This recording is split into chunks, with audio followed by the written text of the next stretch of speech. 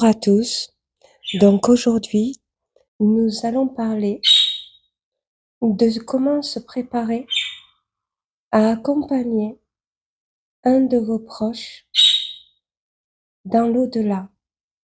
Ayant vécu cette expérience à plusieurs reprises, il est très difficile de se préparer à la fin de vie de nos proches, parce que c'est des moments où on ne s'y attend pas, et pourtant nos proches, quand ils sont en fin de vie, ils nous avertissent. Parfois, nous pouvons avoir des signes à travers des rêves, comme je vous avais expliqué, les signes des dents et un signe de décès d'un de ses proches, et pourtant nous ne voulons pas le voir. Quand vos proches sont en fin de vie, ils vont vous dire de vous préparer. Ils le ressentent quand ils sont malades, quand ils se sentent partir, ou quand par exemple le médecin vous explique qu'un de vos proches est condamné et qu'il ne peut pas vous donner exactement le temps qui vous reste. La personne qui est condamnée à mourir, elle sait, en fonction de ce qu'elle ressent, de ses souffrances, qu'elle va partir. Elle le sait elle-même. Elle vous avertit pour vous préparer. En règle générale, quand c'est dû à une maladie, à une fin de vie. Pour les décès soudains, il peut y avoir des décès dus à des accidents dans lesquels on n'est pas préparé. Quand un de nos proches décède, on n'est jamais prêt. Et pourtant, il y a plein de signes qui nous préparent. En vous parlant de mon expérience personnelle, je n'ai pas pu accompagner mes parents. Au contraire, je voulais les retenir. Et pourtant, ils nous avertissaient. Je les rassurais pendant leur coma. Et quand mon frère était condamné, j'ai voulu l'accompagner jusqu'à l'au-delà. Et j'ai vu une différence en écoutant les signes d'avertissement et ce qu'il me disait lui-même. La première fois où il est parti de l'autre côté, où les médecins ont pu le ramener, il m'a expliqué s'être vu sortir de son corps et que c'était une royale paix, qu'il n'avait jamais ressenti ça. Un tel apaisement. Il m'a dit qu'il voyait les médecins en train d'essayer de le secourir, à le ramener. Et lui, il se sentait tellement bien qu'il ne voulait pas réintégrer son corps.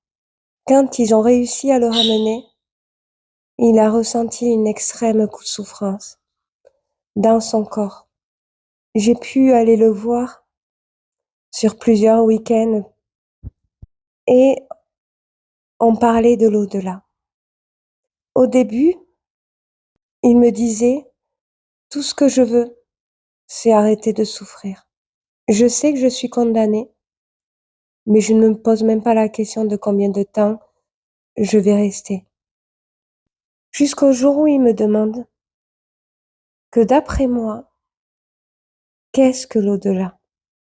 Est-ce que je pense, moi, que dans l'au-delà, il y a l'esprit du mal?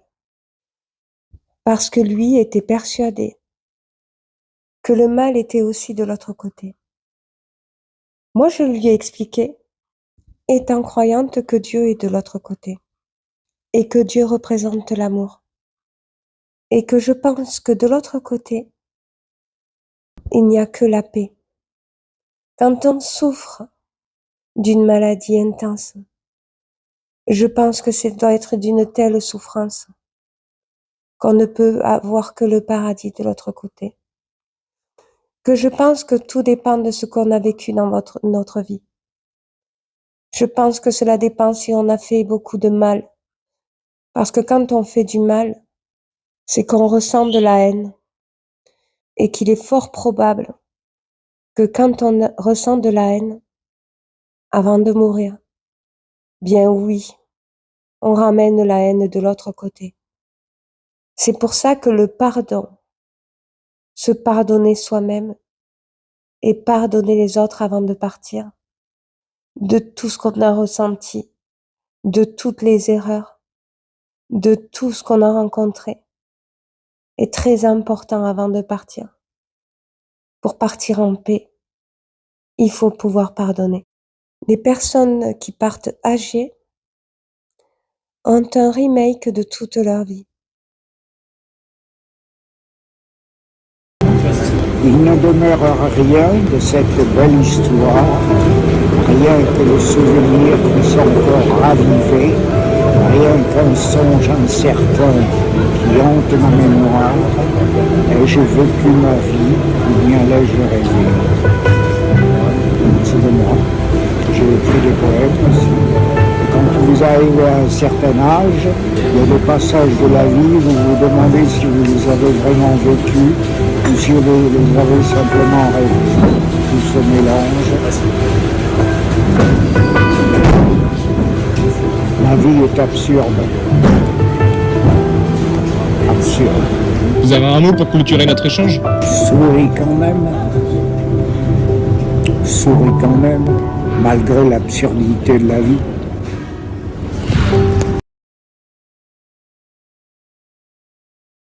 Les personnes qui partent âgées ont un remake de toute leur vie. Et comme je vous avais mis dans une vidéo plusieurs fois, leur subconscient a enregistré plusieurs informations et leur conscient aussi. Et ils n'arrivent pas à différencier s'ils ont réellement vécu ces moments dont ils se rappellent ou s'ils les ont juste rêvés. Parce que la mémoire s'efface petit à petit avec le temps passé. Donc tout ce qu'ils ont pensé, imaginé vis-à-vis de leur subconscient, va s'enregistrer dans leur cerveau. Et toute la mémoire s'efface petit à petit avec le temps. Donc les moments d'événements à forte émotion vont s'enfuir dans leur mémoire, mais va s'enregistrer. Et les moments qu'ils ont imaginés et pensés, qui ont déclenché des émotions au niveau du cerveau, vont s'enfuir aussi. Donc une personne âgée, elle ne saura pas si ce qu'elle essaie de se rappeler en souvenir, si les a vécus ou si elle les a simplement rêvés. Alors en hypnose énergétique, on explique que c'est une préparation à la prochaine vie, que tout ce que vous avez rêvé, imaginé ou vécu, vous allez le revivre dans votre autre vie. C'est de l'énergie de la prochaine vie que vous allez vivre. Donc quand vous êtes en fin de vie, que par exemple vous pensez à une personne qui vous a marqué amoureusement, vous ne savez plus si vous avez partagé une histoire avec cette personne, si elle vous a trompé ou pas, mais il vous semble qu'elle est partie avec quelqu'un d'autre, mais vous n'en êtes pas sûr. Ce que vous savez, c'est que vous l'avez aimée et que vous êtes passé à côté d'une histoire. Il est possible que c'est une imagination provenant du subconscient, d'où une préparation à votre prochaine vie. C'est comme ce que vous voyez dans vos rêves et que vous vous dites pourquoi j'ai rêvé ça. C'est des signes d'une prochaine vie. Donc ces personnes âgées qui meurent en fin de vie ont un remake de tout leur subconscient et leur conscient. Et ça, c'est un signe, quand ils font un remake, à l'âge de 90 ans ou 100 ans, de tout ce qu'ils ont vécu, qu'ils arrivent à leur fin de vie. Donc pour les accompagner, il faut les écouter. Écouter leurs histoires. Alors pour eux, c'est très compliqué de les construire. Pour les accompagner, vous pouvez les aider. Et comme c'est une vision de leur prochaine vie, vous pouvez construire l'histoire qu'ils essayent de se souvenir dans le bon sens. Quand vous voyez que cette personne, elle commence à parler du mal, dans les autres vies, le mal existera, c'est le moins. Essayez de la projeter dans le bien et de lui donner des bonnes vibrations.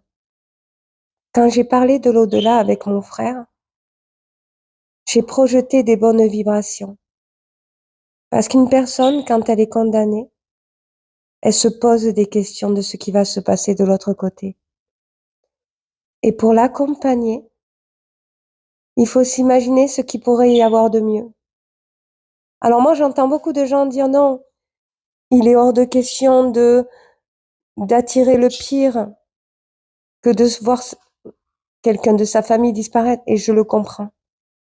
Mais par contre, quand vos proches vous posent des questions, ou vous préparent à vous dire qu'ils savent qu'ils vont partir, il faut les écouter et les accompagner dans le meilleur chemin.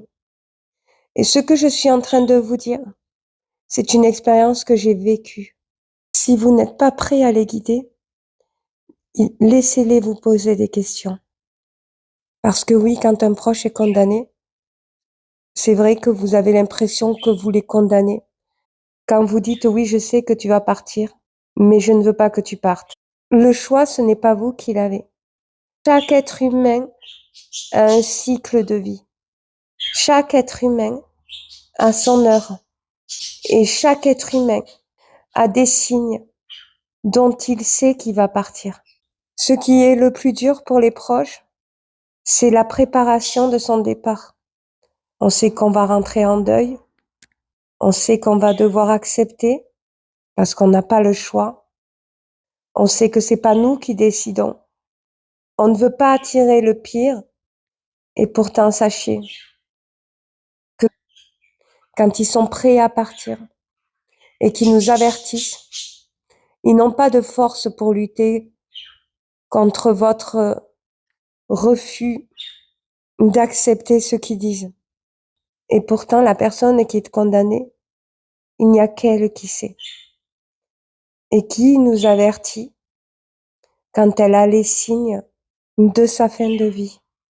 Quand elle vous avertit, c'est qu'elle pense à votre futur et qu'elle ne veut pas vous affecter de son départ. Et c'est qu'aussi, elle souhaiterait vraiment que vous soyez tous dans le bonheur. C'est ce qui l'aiderait à l'élever dans l'au-delà. Pour elle, l'au-delà peut être des anges, un paradis, comme tout le monde le dit, la paix, la sérénité, l'abondance, l'amour. Dès son départ, bien entendu, vous allez être bouleversé. Et ce bouleversement, qui est tout à fait naturel, est une libération d'esprit pour élever vos proches à partir au ciel encore plus. Il faut apporter de l'amour, il faut apporter du sourire et il faut être encore plus heureux dans sa vie. C'est ce qui l'élèvera, c'est ce qui lui apportera de belles énergies. Quand on parlait de l'au-delà avec mon frère, qu'on signifiait toute la sérénité, la paix, l'amour qu'il y a de l'autre côté, qu'on l'imaginait, mon frère souriait. Il a énormément souffert. Et quand il est décédé en souriant. Et son sourire se prononçait de plus en plus, même dans la toilette de la chambre mortuaire. Il est enterré avec un sourire. Il a voulu montrer un signe qu'effectivement, de l'autre côté, c'est le paradis. Alors vous dire le paradis exactement comment il est, on ne peut que l'imaginer. Et quand on a vécu de la souffrance, on ne peut que s'imaginer le contraire. Je suis très ravie de faire cette vidéo et j'espère qu'elle vous aura plu parce que c'est la plus belle histoire de ma vie que j'ai vécue en tant que praticienne en hypnose énergétique. Bien entendu, l'accompagnement énergétique des personnes qui sont condamnées est très important. Des personnes qui sont parties décédées est très important. Il est très important de leur envoyer de la bonne énergie pendant le deuil, de leur envoyer de l'amour, en réussissant sa vie, en s'apportant à soi-même de l'amour. On apporte de l'amour à nos proches qui sont partis. Je vous fais de gros bisous et je vous dis à la prochaine vidéo.